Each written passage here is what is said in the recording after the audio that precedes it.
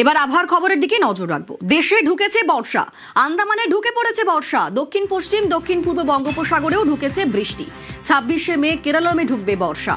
আর এবার বঙ্গের আবহাওয়ার দিকে নজর রাখবো। দক্ষিণবঙ্গে যেমন গরম রয়েছে, ভ্যাপসা গরম, উত্তরবঙ্গে কিন্তু বৃষ্টির স্পেল চলছে। দক্ষিণবঙ্গ উত্তরবঙ্গে কেমন থাকবে, হাওয়া অফিস কি বলছে, আবহাওয়া কেমন থাকবে, আমাদের সঙ্গে বিশ্বজিৎ রয়েছেন, প্রতিনিধি বিশ্বজিৎ। একদমই, অর্থাৎ দক্ষিণবঙ্গে গরম এবং অস্বস্তি বাড়বে, আর অন্যদিকে উত্তরবঙ্গে বৃষ্টির সম্ভাবনা বাড়বে।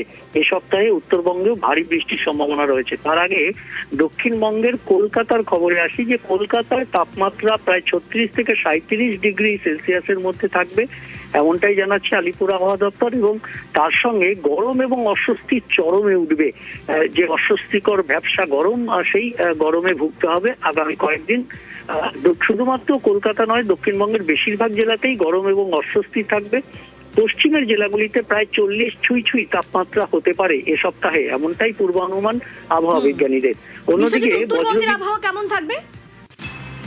উত্তরবঙ্গে বৃষ্টি হবে, উত্তরবঙ্গে ভারী বৃষ্টিরও সম্ভাবনা, অর্থাৎ আরো একটা ভারী বৃষ্টির স্পেল আসতে চলেছে উত্তরবঙ্গের জন্য। 21 থেকে 23শে মে এই ভারী বৃষ্টির স্পেল থাকবে। মূলত দার্জিলিং থেকে কোচবিহার, এই যে ওপরের 5 জেলা, সেই 5 জেলাতে 21 থেকে 23শে মে ভারী বৃষ্টি বিক্ষিপ্তভাবে থাকবে। তবে তার আগে বৃষ্টির স্পেল চলবে। ধন্যবাদ বিশ্বজিৎ।